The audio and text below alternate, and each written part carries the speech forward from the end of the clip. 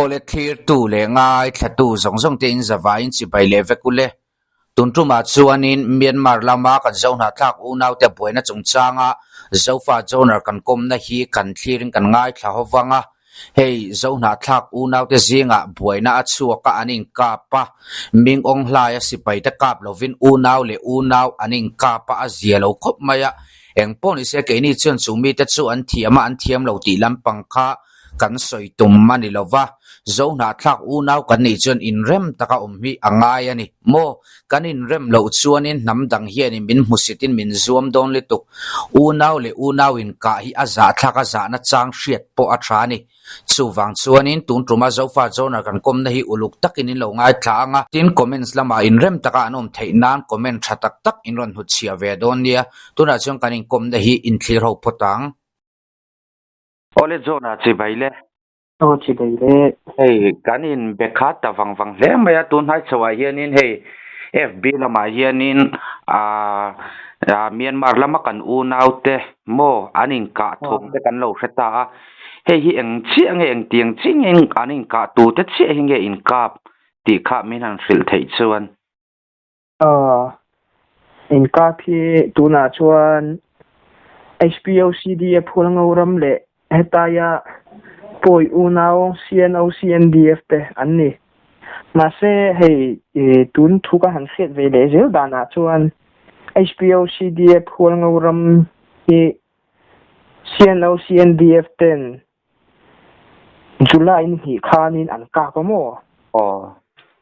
HPOCDF phulangoram hi July hi khan CNO CNDF ten an ka pa arolin hei ka an lo tum sa vai khat arolin an lo ka pa he ta satoma te he ta tui chir lama te tikhanin lian na lama te arolin an lo kap thup ani chu te a te mo chu ai ka pa he CNO CNDF ka hin lo tum sa a sipai te po zo phai tangin an lo lon chawa helai vel hi an unau ten ka ti don mi kan unau ve chu ni nan an unau te han ti la ra thom king ve a chu ai ka pa he voi ni thang bo ro adai thei lawa tuna hian CNO CNDF chim brotherhood a thian te hian ni zan khan July ni thum khan thu chuan siama in rem tu rin le pol dang tel lo tur khan an tiamo chu anua voi ni bo ro khil kal zela hian July ni tang khan pol dang hi CNO CNDF an lo som sa tuk to a drone thiam tak tak te chuanin falam in do na a so sipai an man ho set tong pan gan ti ho te kha ma tong an lo da ti chuan PDF zolen te an lo soma PDF zolen te an lo soma heta BNRA kan ti Burma helaya call nam sipai ten lo soma chuan YDF kan ti yo nam kan ti YDF yo defense force ten lo soma GZA ten lo soma ti khan pol dang len nam dang ho khan lo som teu ni chu CNO CNDF ten chu hwal ngo ram kap tur chuan mo pol dang an lo som teu ma se ni min khamin an mani in fun khom na chim brotherhood team ruk tlang mi ti in fun khom na an ti team ruk inform khom na khan pol dang tel lo tur mani boina chu mani soi fel tur unau in ka lo tur tin thu chuan siam sia ma se atira tang khan pol dang khan lo som tuk to bok sia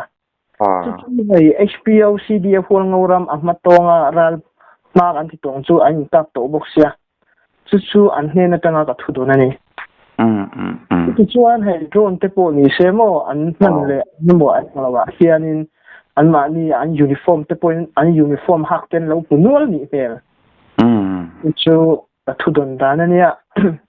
khaya zia lo khop me unau in ka pa unau in ka chuanin chakuzok ti hi om thei lowa baka te unau in ka om thei na chan chu zo na thak te khovel chau ena thei lowa tuna khovel ram khang abuya hei hi China le India game political ani ti hi zo na thak te zong he kan hriat hi angai in ka ti ta ko zeta athan chu China ral lian hi aron om thei chatani kan zo nei tin an lo soi kha chu athen dikeng em ti hi chu pathian chau lo chu na khelo wa chu China ran lian chu tuna China le arakan AA hian lo thok tlanga China le sur si pai tuna SACN thok tlanga helaya ani economic sum don na pipeline gas pipeline hi aboi pui ni chuta chuan mi pui si pai po sur si pai po at thok pui ve a chuta chuan ama business kha engma buina har sakna lawani China chu Burma sarkar le Burma helai mi pui zong atam zok hian kan du lo direct ka min opturin ma se indirect min optani min control tani chuta kan mi pui si paite kumli lai alo ni ta ka no teril tram chuanin aban the tiang aban to an tiang khan China le arakan an thok tanga arakan le chimbadar hu thin lo thok tang le tani chuti chuan helaya tangmi te ramri international mizoram hemi boundary trio te hi chimba dar hu hianin CNO CNDF kal tangin falam ram kan ni ani a keima ani kan control ang anron titani chuta chuanin huangoram HPOC dia huangoram unaw ten hei te chu BT sun ma de atanga huangoram ani a chu wangin kan ramat hathuna hemi thul ha hi chu Rama Thatuna kan soi fel le ang mi puite nen CNO CNDF chawina an soi fel thei thilani lo chuwang demand kan nei thawa Mizoram po ni se lu seiram alo oma ma se Mizoram chu lu seiram ma se ram boya re khan lu seiram te ka tha ka ni a tang mi te ta na thil thaber an ngai tu khan Mizoram te kharon piang thaya Mizoram state aron pianga I kheto thawanga Mizoram state po aron piang ma khan district council ani ya tuna district tam takron piang aizol champhai an ti te zong thi ama chuanin district ani lowa chuwangin tuna ramboi re nuwa district ron piang veka do kan chunga an rel vekani ma se khang hun lai khan demand khan lo nei ve area khan lo nei ni chumo control area kha MNF un lai po khan pol tam tak battalion tam tak lo dinga chung tiang chin kan Burma a hian sur sipai dan du lawa do na chu sur sipai dan dain sur sipai dan pai bowin hemi demand chawa hian veng himna an local puita a chuanin hemi falam to ship hi sur sipai te sang ni pariat constitution hemi dan puya hian hual ngoram alo tel le zaniat ram ngon ram te alo tel awang hian he thila hian CNO CNDF hian sur sipai sang ni pariat dan kha kai ni chung kan la nol love kan la pom chuwangin khalai kha kan ron don an tia HPOC dia hual ngoram chuanin kai ni chuan district a han pa kan ne anga ye kan tongain ang lawa kan culture tam takpon ang lo unaw ero kan ni mania ro helna nei hi kan phu ve ani zalen na fam kim nei kan du ani chung te awang chuan district thar kan du ani an tia CNO CNDF chuanin hual ngoram district tharon piam tu chu kan du love an tia ama ero chu HPOC dia hual ngoramin kai man kan demand phota chuwangin nang ni na in del vek thei thil po ani chong lawa hei hi chu ram boi re huna district chungchang hi chu rel non le vek tur thilani a unaw inti boya thalove an tia ama ero chu CNO CNDF in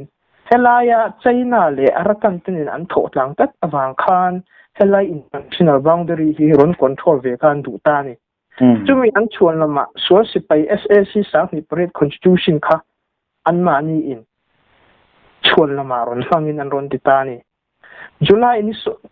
ni khan so dilaya tuichira ti khan sa to ma te role an ka pa CNO CNDF hoin HPOC DF hol ngoram an kap masa a chuti chuan tu na HPOC DF hol ngoram sipai pakhat athito a unaw na ain laksaka poi khop maya pu lian dinga ania pulian dinga nu pui fanau nei ania apoi khop maya HPOC DF hol ngoram hianin CNO CNDF unaw te hi ka na chance tam takhi anei ni ma se unaw ka adu ngai lo HPOC DF hol ngoram hian falam dolai po khanin an duty na po sa khan sipai pakhat pani ba ka om ngai lo ma se HPOC DF hol ngoramin vakka avati boy adu ngai lo ama ero chu HPOC DF hol ngoramin du lo ma se CNO CNDF in falam an thopitin an lak fel to nu khan kan han lom ati hian lo thinga changmi ten kan han neya kan ti kan lom lai khan khati khan a thian te ti khan sipaya punluna ti khanin ti khan hual ngau ram ma valutin kan rama lom an tia ti khan an vaka pa ain ti boyan nun na hi ain chana he thila hianin pol dang te an lo tel ve zel awang hian borok ero sang thai tak ania hei hi chu arang lama inremna an soivat angai dona China political hemi a political wang mai maya unau indau hi chu athalo khop maya chu wangin thil hian ngai ruat ta ila a China control na noya helai ram ri hi lo om ta se Mizoram nen ti hian a boi chun zum ve thei ani China le India boi chiang amo ani chuanin hemi tun nai social media he yaron dar le ta khomoi lam hnai zo khathar hnai lama khom te kha a zo khathar lama an ron ral tlan na sa a hot vela an ria khom tir ti te kha oma thu chiang zo ke siem kha a hlau chu an tlana nu nau tar te chu an tlana a kan lo te pon oma unau in ka ania pathian remati don lo amal som don lo chu wangin engthil ma seng lo wang an tia a thlen ra chan lo tam tak an oma a in rem le mayang an tia thlen tam tak hai unau chul kha chuak in nei pol vek na chen ni that ni puwa lo in ral lo in sun chang na chu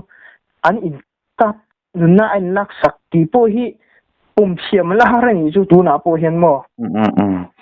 chu no te aril tam chuan adu ai tura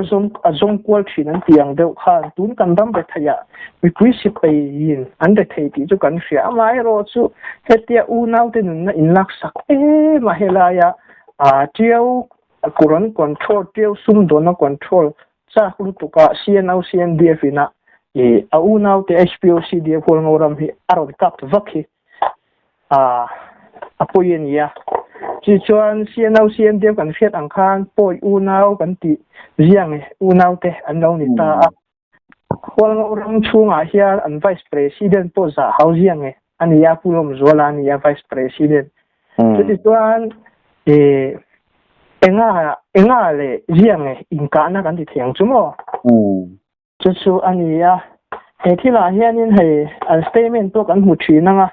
CNO CNDF statement thu chua en tu pon re hi jiang tong in tong char ngon tong te zani tong te mi zo tong te mangai lawa ngorong unau te hi chu chipeng kan ya khan ra te an ni wang hianin huangau ra te ni wangin mi zo an ni ti na khan ni chuang lawa ti chuanin lokin kalo pot chat lok chang huangau ra ma chuanin an ho tu pa hi pui te khan ya tiro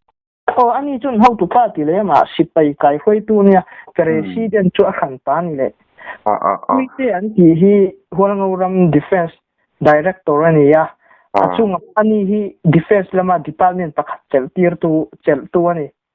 HPLC de hualngoram a hian education department health department te an oma tu na hian thatin damlo asang te hian health department na in enkol nan nei ni chuan tuna CNO CNDF te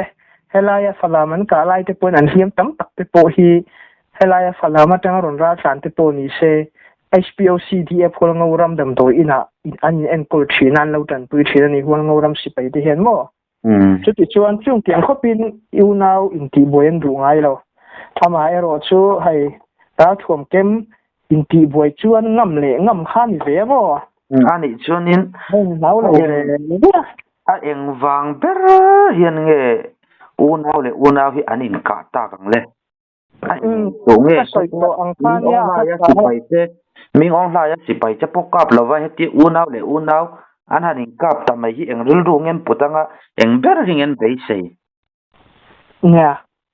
ka soi to ang dau kha lama salama China le India political thil nin ka ria kai ma ngai da mai mo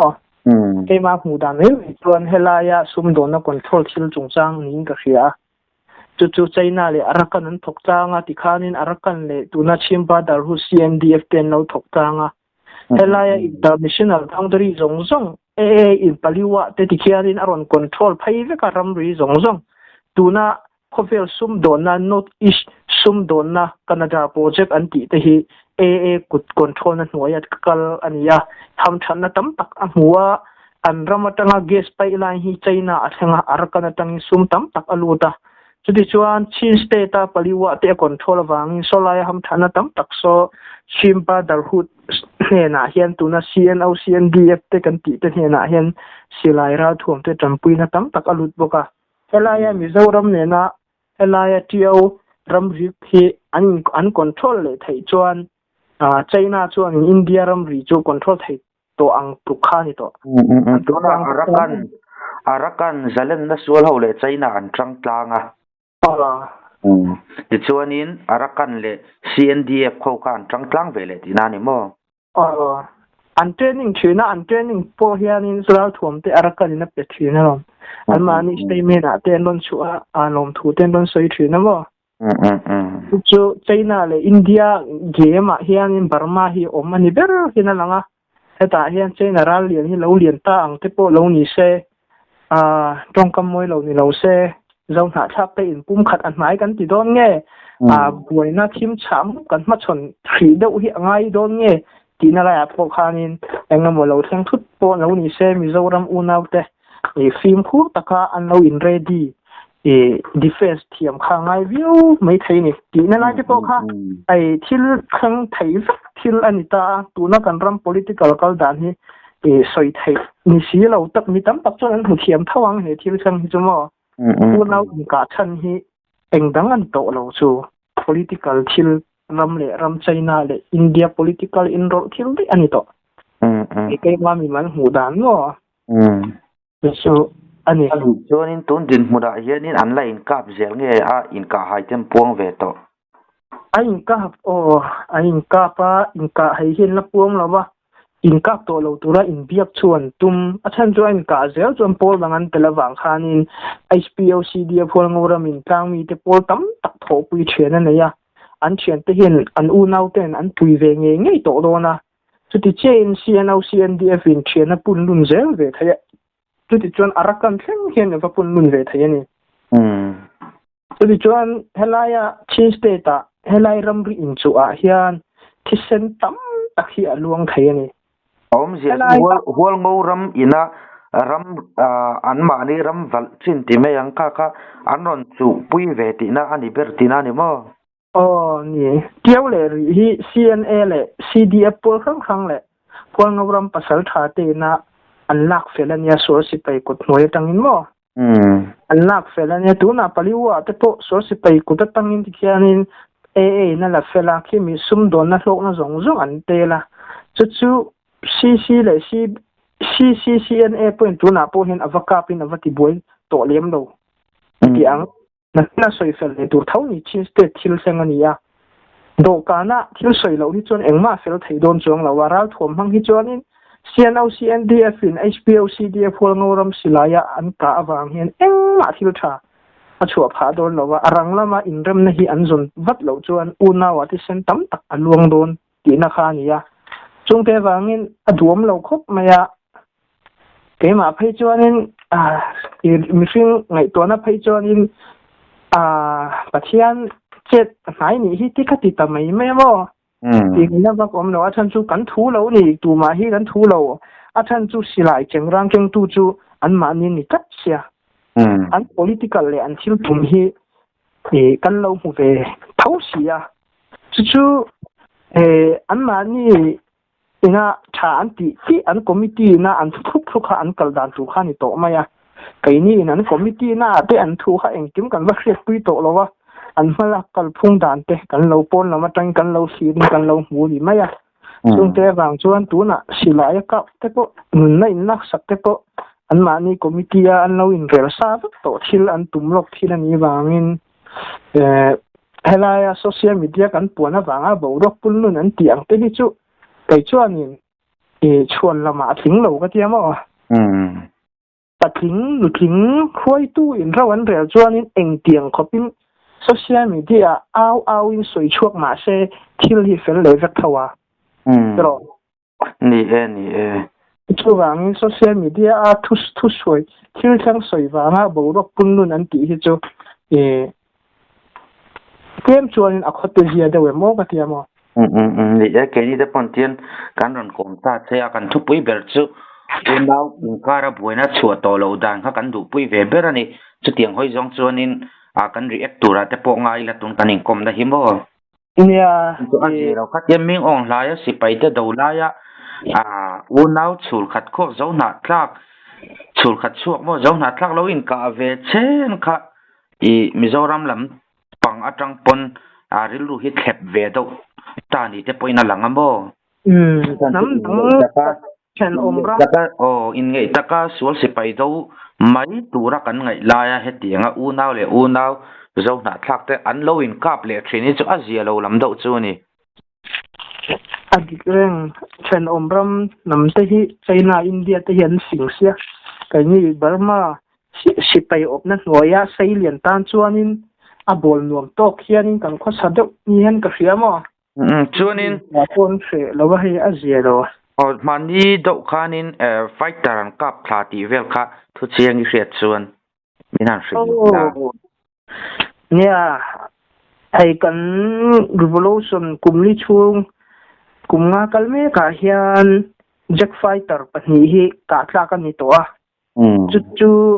sian rama ania sian rama le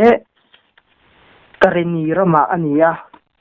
July ni khat khan kareni lama operation nei ania khopui be na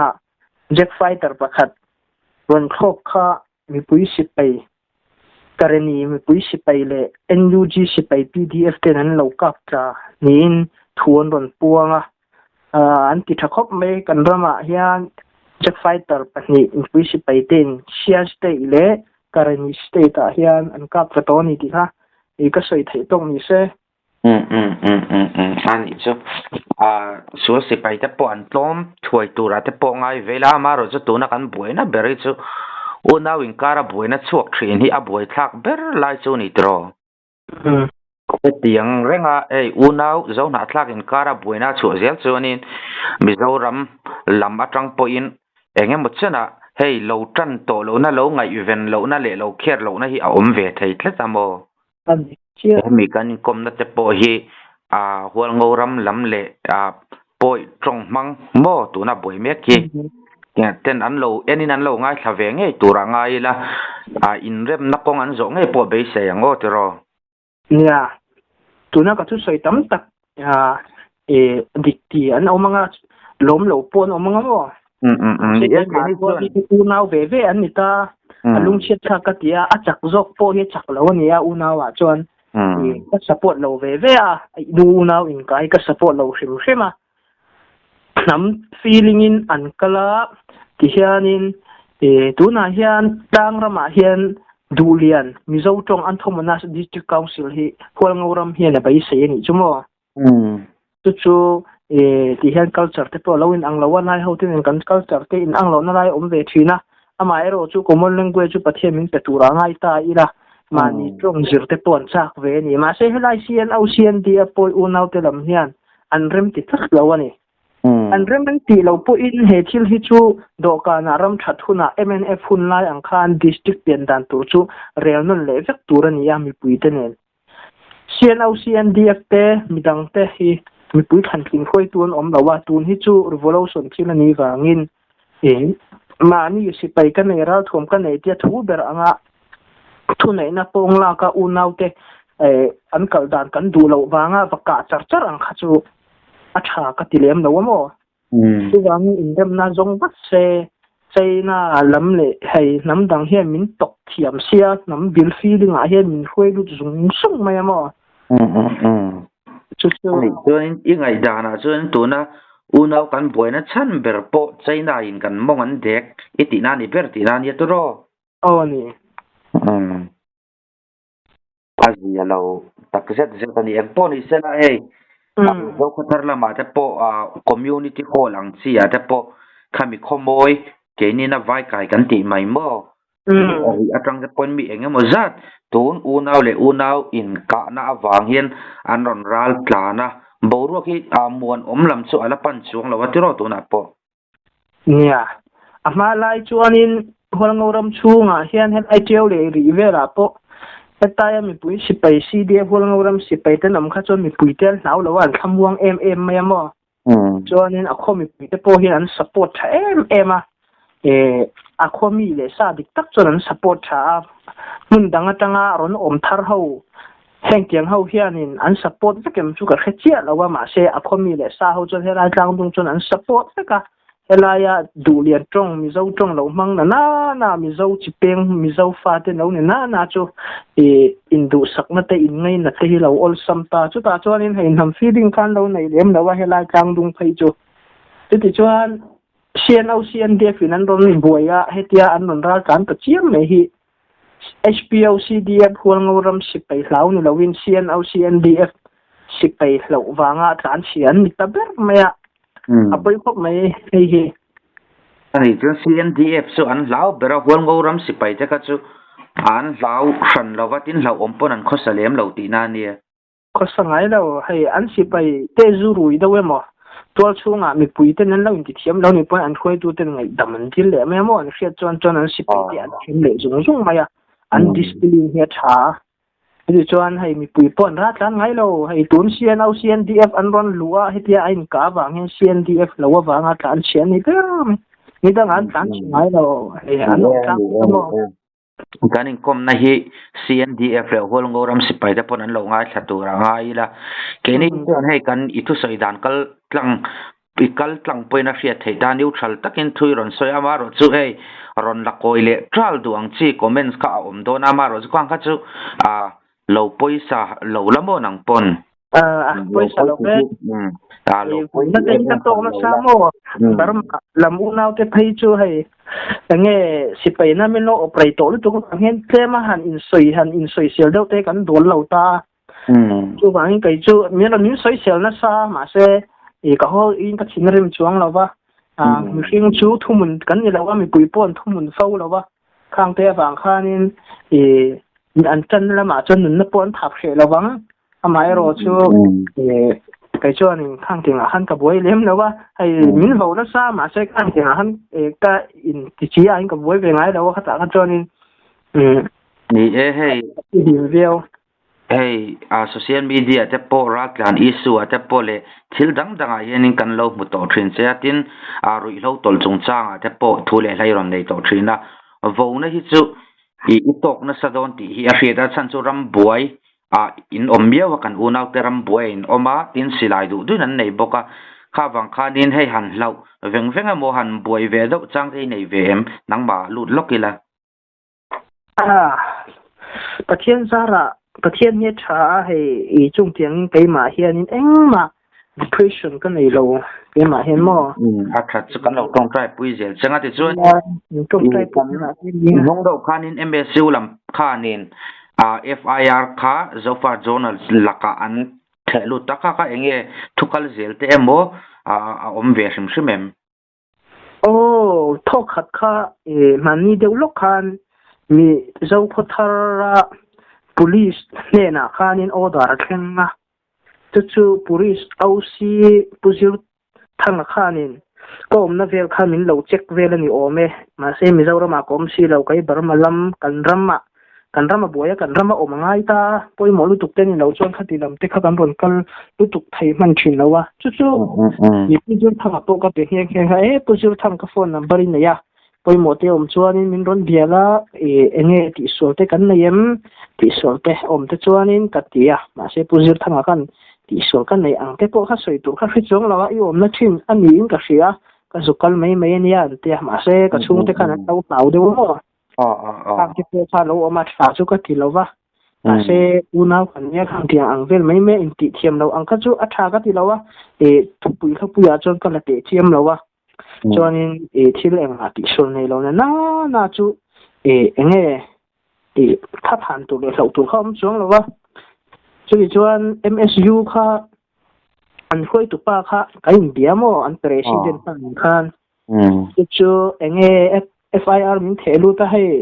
zo ko thara te min lo zong ani mela FIR I thelu effect zel ani mela hei hi engkin nge om zia ka tu soya te enge mo nam feelinga ka soina te enge mo awmani chuanin ron soi ula chumi chu in ron puai au ula in ron puai au thai chon kalo motang in siam than ngai chu kalo in siam thanga ma se ka thu kha ka soi om zia kha agola khan lut chat bokila katia